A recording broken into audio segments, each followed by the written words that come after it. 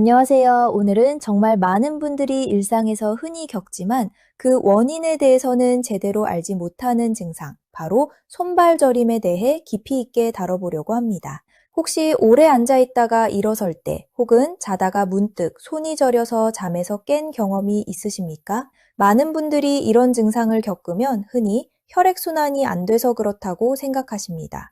물론 특정 자세로 인해 일시적으로 혈관이 눌려 저림이 발생하는 경우도 있습니다. 하지만 이렇게 반복적으로 혹은 지속적으로 손발이 저리다면 그 원인이 단순한 혈액순환 장애인 경우는 생각보다 드뭅니다. 대부분의 경우 이 저림 증상의 진짜 원인은 바로 말초신경병에 있습니다. 말초신경이란 무엇일까요? 우리 몸에는 뇌와 척수로 이루어진 중추신경이 있고 이 중추신경에서부터 뻗어나와 온몸 구석구석, 손끝과 발끝까지 연결되는 말초신경이 있습니다. 이 말초신경은 마치 우리 몸 전체에 뻗어 있는 전선과도 같은 역할을 합니다. 뇌에서 보내는 명령을 손과 발의 근육으로 전달하고 반대로 손과 발에서 느끼는 감각을 다시 뇌로 전달하는 것이 바로 이 말초신경의 역할입니다. 그런데 이 전선, 즉 말초신경에 문제가 생기면 어떻게 될까요? 신호가 제대로 전달되지 못하고 오류가 발생하게 됩니다. 그 오류가 바로 우리가 느끼는 저림, 화끈거림, 시림과 같은 이상 감각으로 나타나는 것입니다. 오늘 이 영상에서는 손발 저림이 구체적으로 어떤 양상으로 나타나는지, 그 원인이 되는 대표적인 질환들은 무엇인지, 그리고 병원에서는 어떻게 진단을 하며 우리는 일상에서 어떻게 예방하고 관리할 수 있는지까지 순서대로 아주 자세하게 설명해 드리겠습니다. 많은 분들이 저림을 대수롭지 않게 여기고 그냥 넘기시는 경우가 많은데 저림이라는 증상 하나만으로도 그 안에는 손목 관절의 문제부터 전신 대사 질환, 그리고 심지어는 생명을 위협하는 응급질환까지 매우 폭넓은 원인이 숨어 있을 수 있습니다. 그렇기 때문에 저림의 양상을 정확히 관찰하고 그에 맞는 원인을 파악하는 것이 무엇보다 중요합니다. 특히 영상 후반부에는 응급실로 즉시 가야 하는 위험한 신호에 대해서도 반드시 말씀드릴 예정이니 끝까지 집중해서 봐주시기를 부탁드립니다. 그럼 먼저 손발 저림이 구체적으로 어떤 증상으로 나타나는지부터 살펴보겠습니다. 말초신경에 문제가 생겼을 때 나타나는 감각 이상은 크게 5가지 형태로 표현될 수 있습니다. 첫 번째는 찌릿함입니다. 마치 전기가 통하는 듯한 느낌을 말합니다. 두 번째는 화끈거림입니다. 피부 표면이 타는 듯 뜨거운 느낌이 드는 것입니다. 세 번째는 시림입니다. 반대로 차가운 물에 손을 담근 것처럼 시린 느낌을 말합니다. 네 번째는 먹먹함입니다. 감각이 둔해지면서 무언가로 감싸인 듯한 느낌을 말합니다. 다섯 번째는 무딘 느낌으로 통증이나 촉각 자체가 잘 느껴지지 않는 상태를 말합니다. 이러한 증상들은 단독으로 나타나기도 하고 여러 가지가 복합적으로 나타나기도 합니다. 예를 들어 어떤 분들은 찌릿함과 화끈거림을 동시에 느끼기도 하고 또 다른 분들은 처음에는 시린 느낌으로 시작했다가 시간이 지나면서 점차 감각이 무뎌지는 방향으로 증상이 변화하기도 합니다. 이렇게 증상의 종류 자체는 사람마다 그리고 원인 질환마다 다양하게 나타날 수 있기 때문에 어떤 감각으로 저림을 느끼는지보다는 그 저림이 어느 부위에서 어떤 패턴으로 나타나는지를 살펴보는 것이 원인을 파악하는 데 더욱 중요한 단서가 됩니다. 그렇다면 이러한 저림 증상이 어느 부위에 어떤 패턴으로 나타나는지를 살펴보면 원인 질환을 진작하는 데 큰 도움이 됩니다. 대표적인 2가지 패턴을 소개해 드리겠습니다. 첫 번째는 손목 터널 증후군에서 나타나는 패턴입니다. 손목 터널 증후군은 손목 안쪽의 좁은 통로인 수근관 내에서 정중신경이 눌리면서 발생하는 질환입니다. 이 질환의 가장 큰 특징은 저림이 나타나는 부위가 정확하게 정해져 있다는 점입니다. 엄지손가락부터 시작해서 검지, 중지, 그리고 약지의 절반까지만 저림이 나타납니다. 그런데 여기서 중요한 포인트가 있습니다. 새끼손가락은 저리지 않는다는 것입니다. 이것이 손목터널 증후군을 구분하는 핵심적인 특징입니다. 만약 새끼손가락까지 함께 저리다면 손목터널 증후군이 아닌 다른 원인을 의심해 보아야 합니다. 또한 손목터널 증후군은 밤에 증상이 심해지는 경향이 있습니다. 자다가 손이 저려서 깨는 경우가 많으며 이때 손을 털어주면 증상이 완화되는 것도 특징적인 소견입니다. 두 번째는 다발신경병증에서 나타나는 패턴입니다. 다발신경병증은 하나의 신경이 아니라 여러 말초신경이 동시에 그리고 광범위하게 손상되는 질환입니다. 이 경우에는 손목터널 증후군과 달리 특정 신경 하나의 지배 영역이 아니라 몸의 가장 끝부분부터 좌우 대칭적으로 증상이 시작됩니다. 구체적으로는 양쪽 발끝에서부터 저림이 시작되어 마치 발에 스타킹을 신는 듯한 느낌으로 점차 위로 올라옵니다.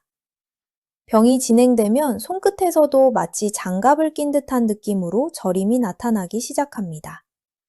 이렇게 몸의 말단부터 시작해서 장갑과 스타킹킹을 착용한 듯한 모양으로 저림이 진행되는 것이 다발신경병증의 매우 전형적인 특징입니다. 여기서 반드시 짚고 넘어가야 할 부분이 있습니다. 바로 응급 상황에 해당하는 저림입니다. 지금까지 설명해드린 저림들은 대부분 서서히 진행되거나 만성적인 경과를 보이는 경우입니다.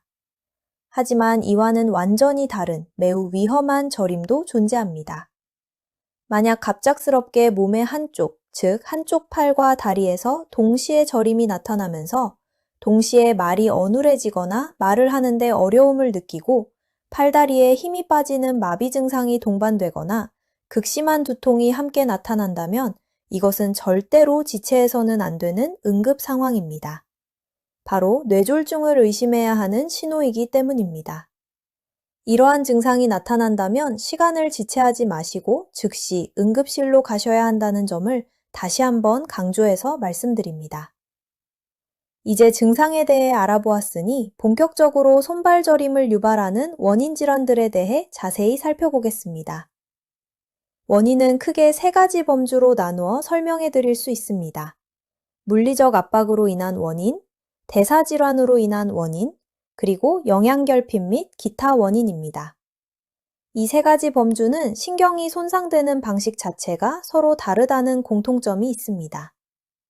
물리적 압박은 신경이 지나가는 통로가 물리적으로 좁아지거나 눌려서 문제가 생기는 경우이고, 대사질환은 몸속의 대사 이상이 신경 전체에 걸쳐 서서히 손상을 일으키는 경우이며, 영양결핍은 신경이 정상적으로 기능하는 데 필요한 재료 자체가 부족해지는 경우라고 이해하시면 됩니다. 이렇게 손상되는 방식이 다르기 때문에 앞서 말씀드린 저림의 패턴 역시 원인에 따라 다르게 나타나는 것입니다. 먼저 물리적 압박으로 인한 원인입니다. 앞서 설명해드린 손목터널 증후군이 바로 여기에 해당합니다. 손목 안쪽에는 수근관이라는 좁은 통로가 있는데 이 통로 안으로 여러 개의 힘줄과 함께 정중신경이 지나갑니다. 그런데 반복적인 손목 사용이나 여러 요인으로 인해 이 통로 안의 압력이 높아지면 그 안을 지나는 정중신경이 눌리게 되고 이로 인해 앞서 설명한 엄지부터 약지 절반까지의 저림이 발생하는 것입니다. 또 다른 물리적 압박의 원인으로는 목이나 허리에 디스크 질환이 있습니다. 이를 신경뿌리병이라고 부릅니다. 척추 사이에서 빠져나오는 신경의 뿌리 부분이 디스크에 눌리게 되면 그 신경이 지배하는 팔이나 다리 부위를 따라 저림과 통증이 방사되듯이 퍼져나가게 됩니다. 목 디스크로 인한 신경뿌리병은 주로 목에서부터 어깨, 팔을 거쳐 손끝까지 저림이 이어지는 양상으로 나타나고, 허리 디스크로 인한 신경뿌리병은 허리에서 엉덩이, 다리를 거쳐 발끝까지 저림이 이어지는 양상으로 나타납니다. 이처럼 손목터널 증후군과 신경뿌리병은 모두 신경이 물리적으로 눌려서 발생한다는 공통점이 있지만 눌리는 위치가 다르기 때문에 저림이 나타나는 경로 또한 서로 다르게 나타난다는 차이가 있습니다. 두 번째 범주는 대사질환입니다. 이 중에서 가장 흔한 원인으로 꼽히는 것이 바로 당뇨병입니다. 당뇨병은 손발 저림을 유발하는 원인 중 가장 흔한 질환으로 혈당이 오랜 기간 높은 상태로 유지되면 말초신경이 서서히 손상을 받게 됩니다.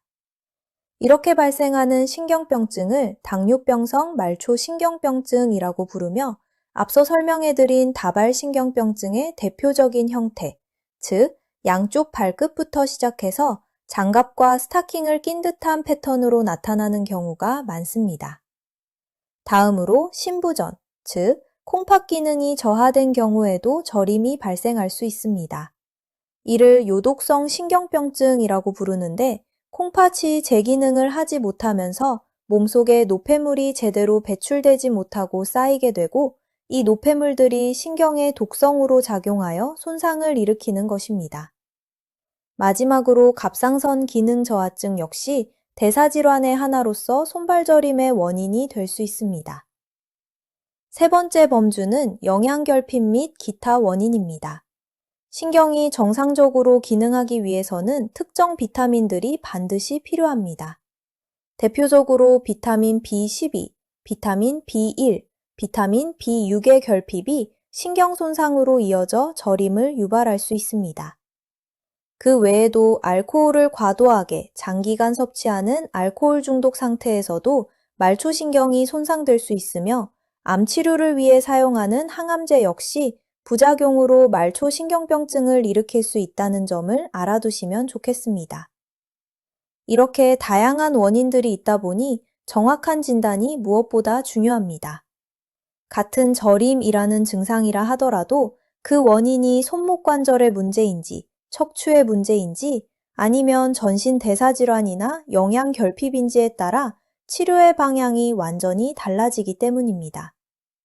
따라서 저림이 반복되거나 지속된다면 스스로 원인을 짐작하고 넘어가기보다는 정확한 진단 과정을 거치는 것이 바람직합니다.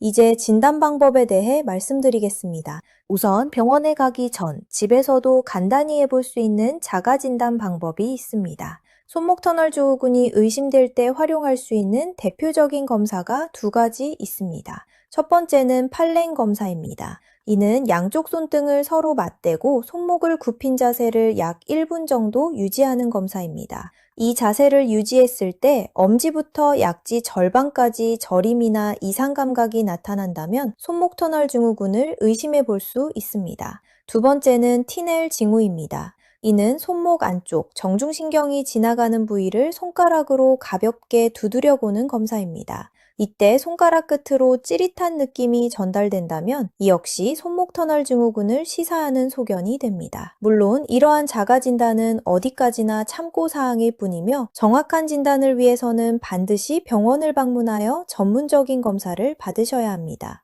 병원에서 시행하는 대표적인 검사로는 신경전도 검사와 근전도 검사가 있습니다. 신경전도 검사는 신경에 약한 전기 자극을 주어 신호가 전달되는 속도와 강도를 측정함으로써 신경이 눌리거나 손상된 부위와 정도를 확인하는 검사입니다. 근전도 검사는 근육에 직접 미세한 바늘 전극을 삽입하여 근육의 전기적 활동을 측정하는 검사로 신경 손상이 근육에 미친 영향을 평가하는 데 사용됩니다. 이와 더불어 혈액 검사를 통해 당뇨병 여부나 혈당 조절 상태, 그리고 비타민 결핍 여부를 함께 확인하게 됩니다. 이러한 검사들을 종합하여 저림의 정확한 원인을 찾아내는 것이 치료의 첫걸음이라 할 수 있습니다. 이제 가장 중요한 부분, 손발 저림을 어떻게 해결하고 예방할 수 있는지에 대해 말씀드리겠습니다. 앞서 살펴본 것처럼 손발 저림의 원인은 물리적 압박, 대사질환, 영양결핍 등으로 매우 다양합니다. 따라서 해결법 역시 어느 한 가지 방법만으로 모든 저림이 해결되는 것이 아니라 원인에 맞는 접근을 함께 병행하는 것이 중요합니다. 지금부터 영양보충, 스트레칭, 전문적인 치료법, 그리고 생활수치까지 하나씩 순서대로 짚어보겠습니다. 먼저 영양보충 측면에서 살펴보겠습니다. 신경 건강에 도움이 되는 대표적인 영양소로는 활성형 비타민 B12, 즉 메코발라민이 있습니다. 이는 손상된 신경의 회복을 돕는 데 활용됩니다. 또한 활성형 비타민 B1인 벤포티아민도 신경기능 유지에 관여하는 성분으로 알려져 있습니다. 그리고 항산화제로 잘 알려진 알파리포산 역시 신경 건강과 관련하여 언급되는 성분 중 하나입니다. 다음으로 일상에서 실천할 수 있는 스트레칭 방법을 3단계로 나누어 말씀드리겠습니다. 첫 번째 단계는 손가락 당기기입니다. 반대편 손으로 저린 쪽 손가락을 하나씩 부드럽게 당겨주는 동작입니다. 두 번째 단계는 주먹 쥐었다 펴기입니다. 손 전체를 강하게 주먹 쥐었다가 다시 손가락을 쫙 펴는 동작을 반복해주는 것입니다. 세 번째 단계는 상완신경총 스트레칭입니다. 이는 목에서부터 어깨, 팔로 이어지는 신경다발 전체를 늘려주는 스트레칭으로 팔을 뻗은 상태에서 목과 어깨를 함께 움직여 신경다발 전체에 부드러운 긴장을 주는 방식입니다. 이러한 스트레칭들은 신경이 지나가는 통로 주변의 긴장을 풀어주는 데 도움이 될 수 있습니다. 증상이 이미 상당히 진행된 경우에는 전문적인 치료가 필요합니다. 치료법으로는 우선 약물 치료가 있으며 이때 항경련제나 항우울제 계열의 약물이 신경성 통증과 저림 조절을 위해 활용되기도 합니다. 이러한 약물들이 통증과 저림 완화 목적으로 사용된다는 점이 다소 생소하게 느껴지실 수 있지만 신경이 보내는 이상신호 자체를 조절하는 기전으로 작용하기 때문에 신경병증성 증상 관리에 사용되고 있습니다. 약물 치료로도 호전이 충분하지 않은 경우에는 신경 차단술을 고려할 수 있으며 손목 터널 증후군처럼 압박이 명확한 원인이고 증상이 심한 경우에는 수술적 치료, 즉 횡수근인대 절개술을 시행하기도 합니다. 이는 수근관을 좁게 만드는 인대를 절개하여 정중신경에 가해지는 압박을 물리적으로 풀어주는 수술입니다. 마지막으로 일상생활에서 지켜야 할 생활수칙을 말씀드리겠습니다. 컴퓨터 작업이나 반복적인 손목 사용이 많으신 분들은 손목 받침대를 사용하여 손목이 과도하게 꺾이지 않도록 하는 것이 도움이 됩니다. 또한 반복적인 작업을 할 때는 중간중간 충분한 휴식을 취하여 손목과 신경에 가해지는 부담을 줄여주는 것이 중요합니다. 그리고 당뇨병을 앓고 계신 분들의 경우 가장 흔한 저림의 원인이 당뇨병성 신경병증인 만큼 철저한 혈당 조절이 신경 손상의 진행을 막는 데 있어 필수적이라는 점을 꼭 기억하시기 바랍니다. 손발 저림은 누구나 한 번쯤 겪을 수 있는 흔한 증상이지만 그 이면에는 생각보다 다양하고 때로는 중요한 원인이 숨어 있을 수 있다는 점을 오늘 영상을 통해 알아보았습니다. 오늘 영상의 핵심 내용을 다시 한번 정리해 드리겠습니다. 손발 저림은 대부분 단순한 혈액순환 문제가 아니라 말초신경병에서 비롯된다는 점을 기억하셔야 합니다. 저림의 양상에 따라 원인을 짐작해 볼 수 있는데 엄지부터 약지 절반까지만 저리고 새끼손가락은 멀쩡하며 밤에 심해진다면 손목 터널 증후군을, 양쪽 발끝부터 장갑과 스타킹을 낀 듯한 느낌으로 저림이 올라온다면 다발신경병증을 의심해 볼 수 있습니다. 원인 질환으로는 손목 터널 증후군이나 디스크와 같은 물리적 압박, 당뇨병이나 신부전, 갑상선 기능 저하증과 같은 대사질환, 그리고 비타민 결핍이나 알코올, 항암제와 같은 영양 및 기타 원인이 있습니다. 진단은 판렌 검사와 티넬 징후로 자가 진단을 해볼 수 있으며 병원에서는 신경전도 검사, 근전도 검사, 혈액 검사를 통해 정확한 원인을 찾게 됩니다. 해결과 예방을 위해서는 비타민 B12, B1, 알파리포산과 같은 영양 보충, 손가락 당기기와 주먹 쥐었다 펴기, 상완신경총 스트레칭과 같은 운동,